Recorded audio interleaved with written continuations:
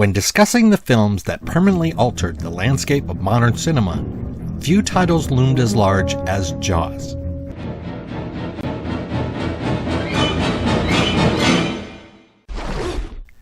Released in 1975 and directed by then 27-year-old Steven Spielberg, the movie did far more than terrify audiences.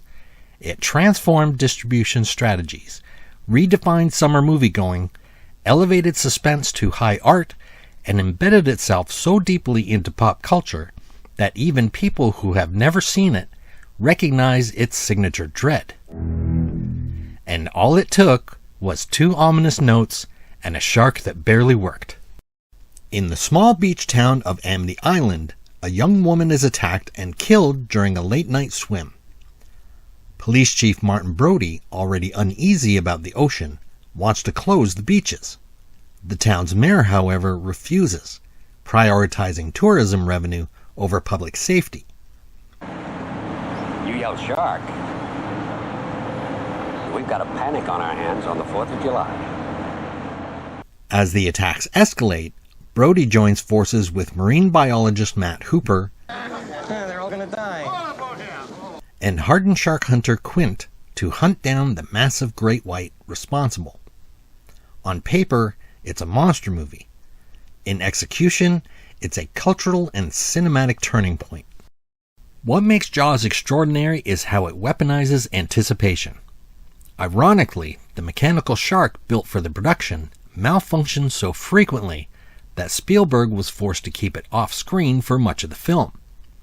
Rather than revealing the predator early and often, he suggested its presence through point-of-view shots, floating debris, and the now legendary 2-note score by John Williams.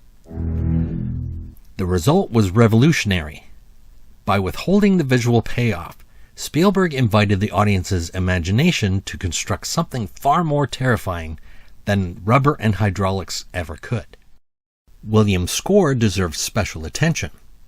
With only 2 alternating notes, he created one of the most recognizable motifs in film history. The simplicity is precisely what makes it powerful. The rhythm mimics a heartbeat, gradually accelerating, triggering a primal sense of danger. The shark doesn't need dialogue or personality. It has a sonic signature. The music becomes a character, announcing threat before it surfaces. In doing so, Jaws demonstrates how sound design and scoring could drive suspense as effectively as visuals. Beyond technique, the film resonates because of its characters. Chief Brody is not a fearless action hero, he's afraid of the water. He's a city cop transplanted into a seaside community, out of his element yet morally grounded. His fear makes him relatable. Hooper represents science and modern expertise, confident and analytical, clashing with Quint's old-world toughness and obsession. Quint, in particular, elevates the film. He could have been a stock archetype, the grizzled fisherman, but Robert Shaw imbues him with volatility and depth. This complexity crystallizes during the haunting Indianapolis monologue. Quint recounts surviving the real-life sinking of the USS Indianapolis, where sailors were stranded in shark-infested waters during World War II. The scene unfolds quietly, without musical cues, allowing Shaw's performance to dominate. In that moment, the film shifts from thriller to tragedy. Quint's vendetta against sharks is no longer bravado, it's trauma. His obsession is revealed as a desperate attempt to conquer a nightmare that once left him powerless. The film's structure also deserves attention. The first half operates almost like a procedural drama, exploring small-town politics and denial. The mayor's insistence that the beaches stay open in the face of mounting evidence reflects anxieties of the 1970s, an era marked by distrust in leadership following Watergate and the Vietnam War. Authority figures in Jaws are fallible, driven by economic pressure and public image.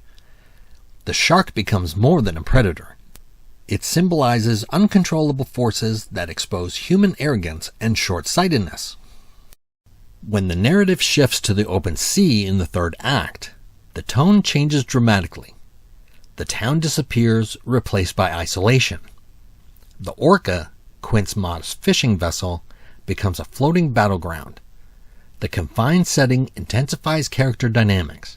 Humor, rivalry, and camaraderie emerge organically, making the trio's eventual peril feel personal. You're gonna need a bigger boat. The sharks attack on the boat, ramming the hull, dragging barrels beneath the waves, escalate tensions methodically. The ocean's vastness contrasts with the fragility of the men confronting it.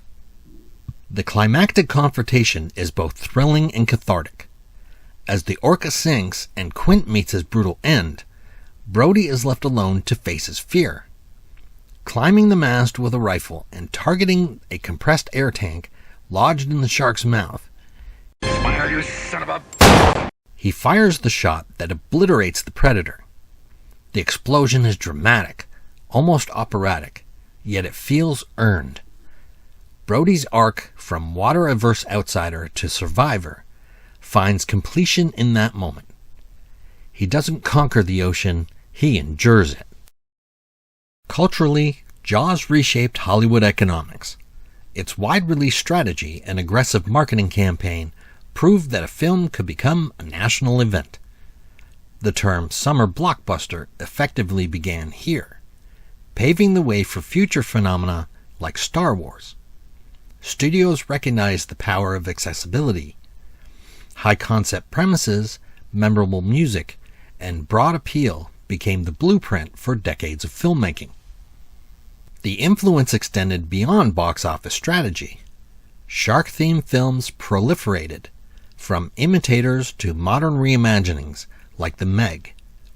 Television programming such as Shark Week capitalized on renewed fascination with marine predators. Yet none have replicated the delicate balance Jaws achieved between suspense, character, and restraint. Where many successors rely on spectacle, Jaws relies on anticipation. It's also important to acknowledge the film's unintended consequences. Public perception of sharks shifted dramatically after 1975, contributing to widespread fear and, in some cases, hostility towards the species. In later years, Spielberg himself expressed regret over the ecological impact. This dimension adds another layer to the film's legacy. Its power was so profound that it influenced real-world attitudes toward nature. Why does Jaws endure? The answer lies in craftsmanship. Its effects may be dated by modern standards, yet its tension remains effective because it's rooted in human psychology. The ocean, vast and indifferent, becomes a metaphor for forces beyond human control. Moreover, the film respects its audience. It doesn't overwhelm with constant action, it builds carefully. It allows silence to linger. It develops characters before placing them in jeopardy. This discipline ensures that each scare lands with impact. Even viewers who know every beat still feel a flicker of unease when the music begins. Nearly 50 years later, you can still feel it. You step into the ocean. The water rises to your waist. It's calm. It's quiet. And somewhere in the back of your mind, you hear it.